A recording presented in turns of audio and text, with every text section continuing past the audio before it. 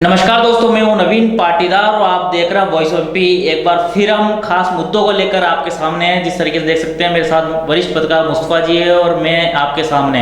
अगर बात करें किस तरीके से सीपीएस को लेकर, जहां एक तरफ माहौल गर्माता हुआ दिख रहा है, प्रेशर बनता हुआ दिख रहा है, तो दूसरी तरफ ऐसी खबरें भी निकल के आ रही है कि मध्य प्रदेश में हाईकमान गुजरात फार्मूला लागू कर सकता है। इन तमाम मुद्दों को लेकर, राजनीतिक मुद्दों को लेकर, किस तरह किसानों की समस्या है उसे लेकर एक बार फिर बात करेंगे और पूछेंगे, जानेंगे किस तरीके से मध्य प्रदेश में धीरे धीरे अब घटनाक्रम बदलता हुआ दिख रहा है, राजनीति भी अब हावी होती दिख रही है। मुस्तफा जी, किस तरीके से अब जो बारीकी से किसानों के मुद्दे हो या फिर गुजरात फार्मूले की बात की जाए तो ये अब सामने आने लगे हैं।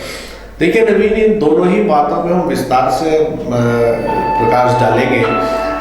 सबसे पहले तो जैसा कि हम टीवी स्क्रीन पे हमारे जो दर्शक है वो देख पा रहे हैं कि ये जो लवाजमा है, ये जितने बड़े पैमाने पर जो एक सैलाब जो दिखाई दे रहा है, ये कल 22 फरवरी का है, जब मंदसौर के बंजारी बालाजी से जो उत्तम स्वामी जी महाराज है उनका काफिला है, और इस काफिले का जो नेतृत्व कर रहे हैं वो हिंदूवादी नेता अंशुल बैरागी कर रहे हैं। तो बंजारी बालाजी से 150 से अधिक वाहनों का ये काफिला उत्तम स्वामी महाराज को लेकर गरोड के ढाकनी पहुंचा, और इस दौरान पूरे रास्ते जगह जगह जोरदार स्वागत उत्तम स्वामी का हुआ। और जो स्वागत किया गया वो तमाम वो लोग थे जो हिंदूवादी नेता, पूर्व जिला पंचायत सदस्य अंशुल बैरागी से जुड़े हुए थे। ढाकनी में भागवत पुराण का आयोजन है और 1 मार्च तक उत्तम स्वामी वहीं रुकेंगे, और इस पूरे आयोजन के जो सूत्रधार है वो हिंदूवादी नेता अंशुल बैरागी। तो दूसरी खास बात कि उत्तम स्वामी के बारे में दर्शक बेहतर जानते होंगे कि उनका झुकाव भारतीय जनता पार्टी की तरफ है। दूसरा, उत्तम स्वामी जी महाराज आरएसएस के करीबी माने जाते हैं और संघ के कार्यक्रमों में उनको बौद्धिक के लिए बुलाया जाता है, और भाजपा की राजनीति में खासा दखल माना जाता है। तो कल जो सीन देखने को मिला कि जिस तरह 150 गाड़ियों के काफिले के साथ जो तस्वीरें यहाँ दिखाई दे रही हैं, उत्तम स्वामी जी महाराज गरोड विधानसभा क्षेत्र में पहुंचते हैं और वहां पे भागवत पुराण सप्ताह का आयोजन शुरू होता है, और उस पूरे कार्यक्रम के सूत्रधार अंशुल बैरागी होते हैं। और अंशुल बैरागी की यदि बात की जाए तो वे मूल निवासी स्वासा विधानसभा क्षेत्र के हैं, और उनका हाल मुकाम मंदसौर है। मंदसौर में रहते हुए एडवोकेट है, सुप्रीम कोर्ट के प्रैक्टिस करते हैं। लेकिन पिछले 6 महीने से ये देखा जा रहा है कि अंशुल बैरागी की सक्रियता जो है वो गरोड विधानसभा क्षेत्र में दिखाई दे रही है। तो इससे एक संकेत मिलता है कि उनकी सक्रियता गरोड विधानसभा क्षेत्र में होना। दूसरी बात है कि उत्तम स्वामी जी महाराज के भागवत पुराण का सूत्रधार होना, और तीसरा, जिस दमखम और शक्ति प्रदर्शन के साथ उत्तम स्वामी जी महाराज को गरोड लेके गए, तो क्या भाजपा आलाकमान मध्य प्रदेश के विधानसभा चुनाव में गुजरात मॉडल लागू करने की तैयारी तो नहीं कर रहा? ये उसके संकेत तो नहीं है? क्या ये माना जाए कि कहीं ना कहीं रिप्लेसमेंट की तैयारी अंदर खाने भारतीय जनता पार्टी में हो रही है? जी नहीं, बड़ी बात है कि भारतीय जनता पार्टी में परिवर्तन की तैयारी की जा रही है, गुजरात फार्मूले को लागू करने की तैयारी की जा रही है। जिस तरीके से बात वरिष्ठ पत्रकार मुस्तफा जी ने कही, और तस्वीरें आप पीछे देख सकते हैं किस तरीके से तस्वीरें चल रही है। तस्वीरें से भी अंदाजा लगा सकता है कहीं ना कहीं जब दावेदार भी खुलकर मैदान में दिख रहे हैं। मुस्तफा जी, क्या माना जाए, संसदीय क्षेत्र में सिंधिया का भी एक दबदबा रहा है, तो क्या उनके उम्मीदवार को भी क्लीन चिट मिली? देखिए, आपने बिल्कुल सही बात और प्रमुख बात की, और इस पे भी हम विस्तार से बात करेंगे। लेकिन जो बात आपने पहले कही कि सीपीएस को लेके दबाव बढ़ता जा रहा है, तो इन दिनों हम लगातार पिछले 1 महीने से हम देख रहे हैं सोशल मीडिया पर, डिजिटल मीडिया पर, जिस तरह से किसान उबल रहे हैं और जिस तरह की भाषा कह रहे हैं वो कि सीपीएस को हटाया जाना चाहिए, और इस तरह के दबाव बनाया जा रहा है। जो चूंकि ये विधानसभा चुनाव का साल है और मध्य प्रदेश और राजस्थान में विधानसभा चुनाव होने ये अलग बात है कि ओपीएम पॉलिसी दिल्ली बनाती है, लेकिन दिल्ली के अंदर भारतीय जनता पार्टी की सरकार है। तो किसान इस समय का उपयोग कर रहे हैं और विधानसभा चुनाव को लेके जब नेता वोट मांगने जा रहे हैं तो जाहिर सी बात है किसान अपनी बात करेंगे, और वो यही कर रहे हैं, वो दबाव बनाने की बात कर रहे हैं कि आप इसको हटाओ। अब ये कल देखा जाएगा कि इस पे क्या स्टैंड बीजेपी का होता है, लेकिन इसमें कोई शक नहीं है कि सीपीएस को लेके भारतीय जनता पार्टी को मालवा और मेवाड़ में एक बड़ी चुनौती किसानों से मिलने वाली है। दूसरी खास बात कि जो आप अभी कह रहे हैं, आपने बड़ा जायज सवाल किया। जो मैंने गरुड़ विधानसभा क्षेत्र का जो मैंने आपको सीन दिखाया, कमोबेश कुछ इसी तरह का सीन इन दिनों जावद में दिखाई दे रहा है। समंदर पटेल के जो समर्थक है वो दफ्तर खोल के बैठे, वो सोशल मीडिया पर उन्होंने कैंपेन चलाया हुआ है कि समंदर पटेल से जुड़ने के लिए इस व्हाट्सएप ग्रुप में क्लिक करें या आप हमें संपर्क करें।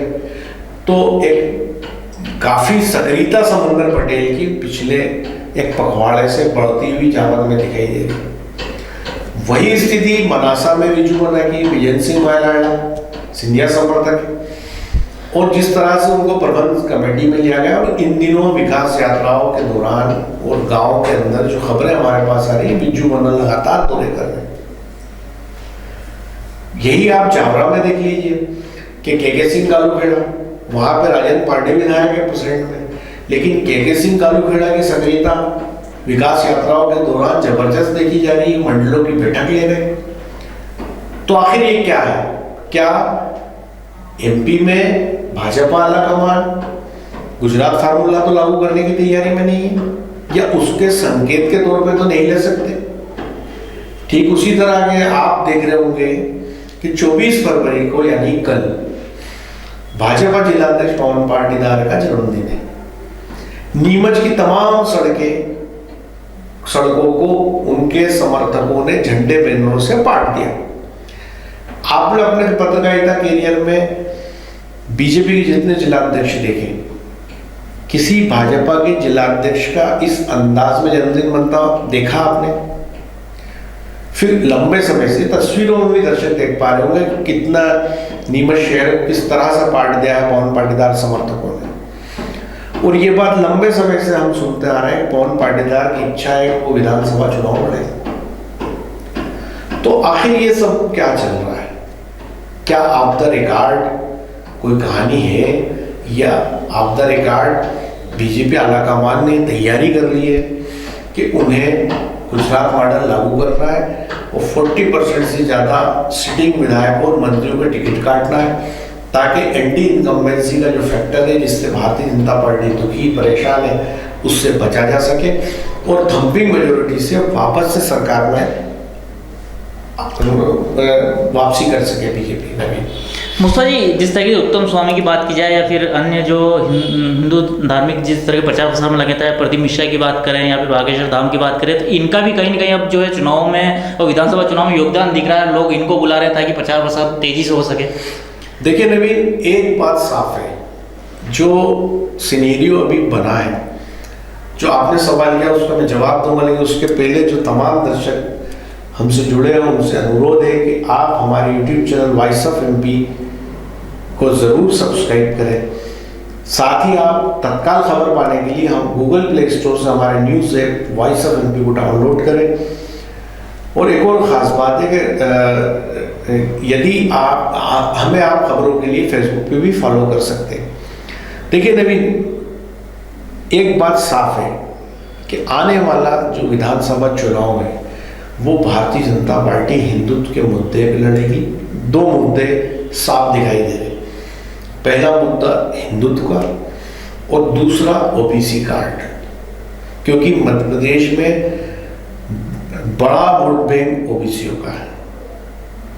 तो बीजेपी इन दो पे आगे बढ़ती दिखाई दे रही है, हिंदुत्व के मुद्दे पे। और जब हिंदुत्व की बात आती है तो फिर वहाँ बागेश्वर धाम सरकार, पंडित प्रदीप मिश्रा, उत्तम स्वामी जी महाराज, ये तमाम लोग बेहद महत्वपूर्ण हो जाते हैं।